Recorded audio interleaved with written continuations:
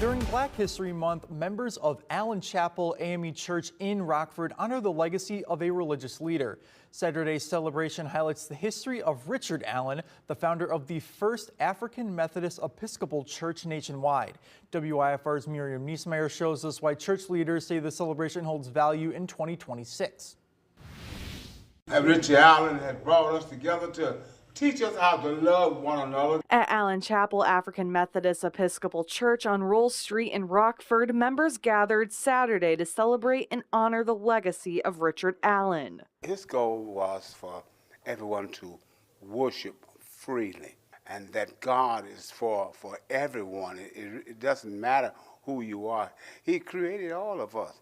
He didn't intend for us to make the distinction between us because he loved all of us equally. Church leaders say Allen founded the African Methodist Episcopal Church in 1794, the first independent black denomination in the country. They fought for our freedom. Richard Allen became a free slave, and he started the revolution of freedom. Allen's goal was to fight for the right to worship without discrimination. Reverend Dr. John Helbert, the pastor at Allen Chapel AME Church, says he's proud to carry forward that mission here in Rockford. Love is something that has no hate. Love sees no different. Love has no color. Church historian Charlene Bird says Allen Chapel in Rockford was founded in 1891 and is the oldest black church in Rockford. She says Founders Day is important to make sure that history isn't forgotten.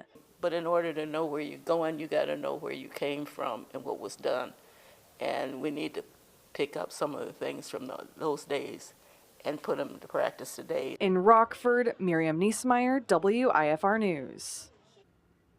The church offers worship service on Sundays at 10:30 a.m. and Sunday school at 9 a.m.